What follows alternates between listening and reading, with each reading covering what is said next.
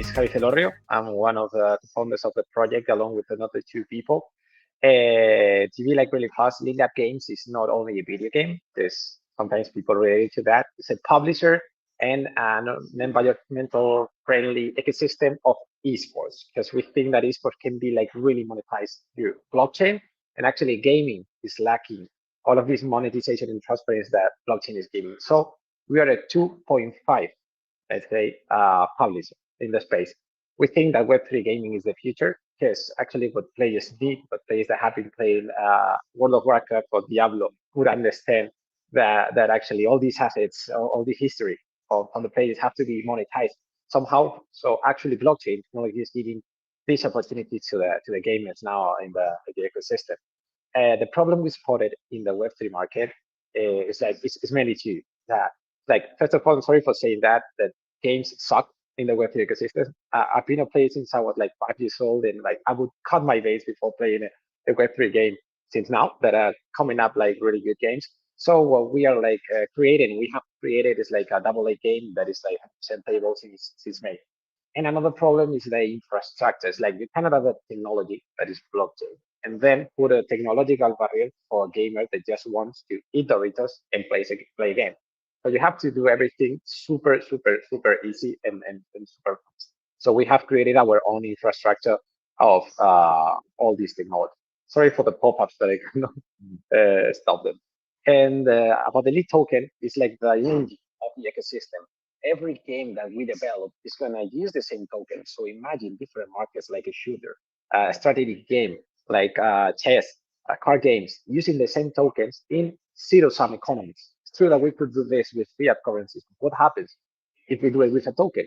That we can actually bring value to the token through burning on all of these games. So every time you play in a game, you're burning this token. So automatically, the token is a utility token from the first day because you use it. That's another big problem in the ecosystem, that a lot of utility tokens are not being used. And this one is like you play with lit and it goes along with the quantity of games and gamers that you have in your ecosystem. So right now, this is the point. We launched it in May and we're getting a lot of traction lately. And actually, we have a total value load over 2 million. We have a liquidity in the DEX over 1 million. And luckily, I'm happy to say that this month was the first break-even month for the startup. So right now, we are not dependent on others. We are like super healthy on the company and working on that. And this is our first game that we created. We launched in May, and we are upgrading every month. It's called Cyber Titans. It's the top one game played in Elixir Launcher. That is the biggest in the Web3 ecosystem.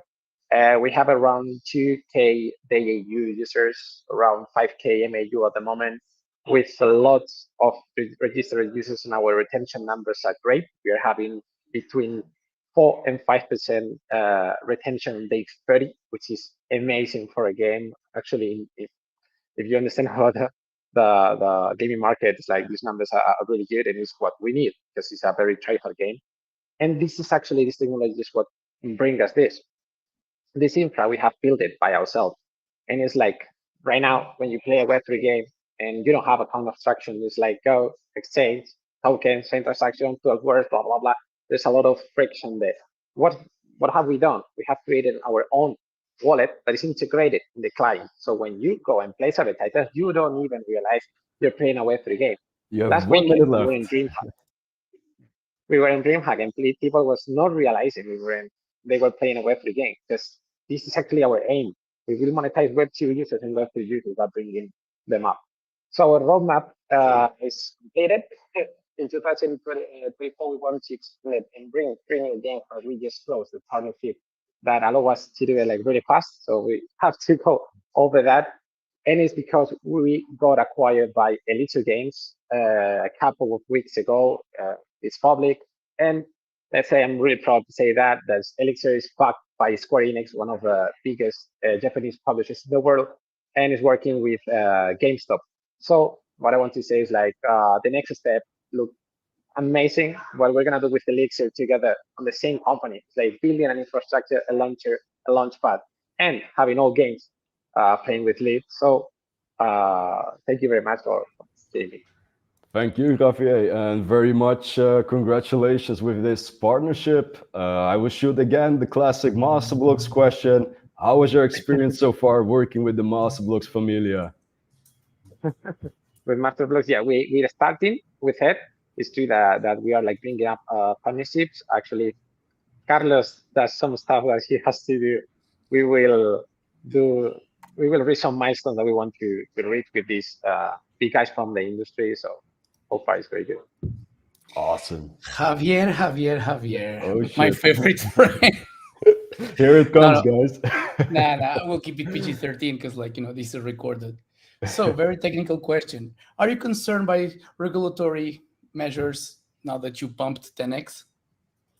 Yeah, 100%. It's like actually we are but super regulated. We are the first utility token to be regulated in Andorra legally. We are 100% compliant on market making stuff that I could say like 99% of the projects are not.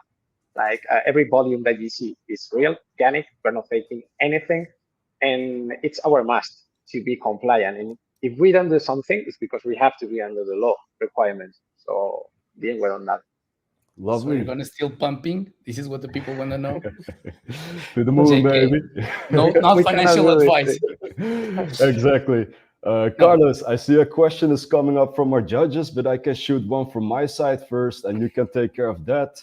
Out of own experience, game developers they have a big challenge to create a fun game to play, which is the essence of gaming, but also healthy tokenomics, like a healthy economy.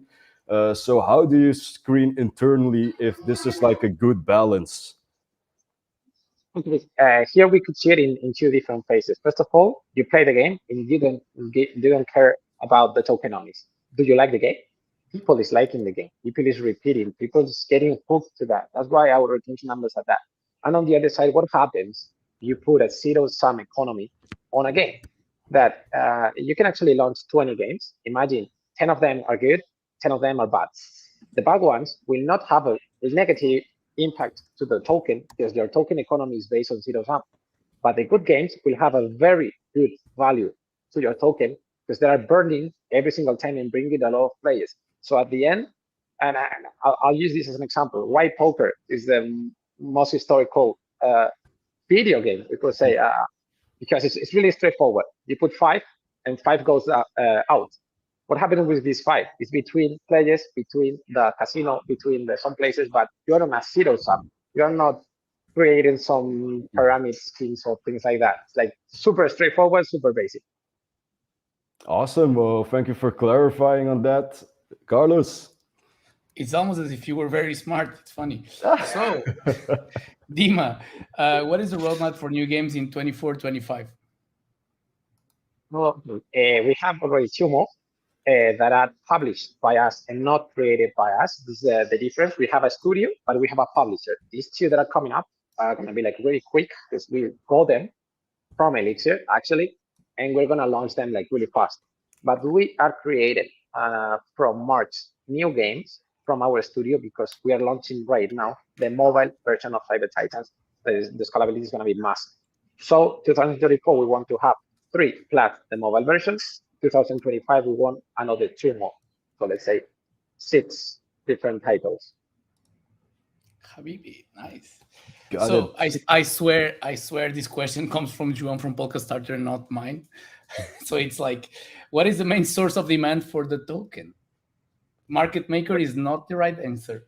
No, for sure not. Actually, you can have the free version of playing, but you can play for league. So imagine 8 people come and join one game. Each of them puts 100 bucks. The winner takes it all. In order to play this game, to play competitive, to buy the token. And when the game ends, some of it is burned, some of it is rated by the company organizing the game. So we are decentralizing the publisher, not like Riot Games. We allow anyone to actually build on our video game, and the rest is distributed between the players. So if you want to buy skins, if you want to buy anything inside the game, if you want to play the game with it, like competitive and going to tournaments, like in esports, you need a token, but you can actually monetize premium players on another way.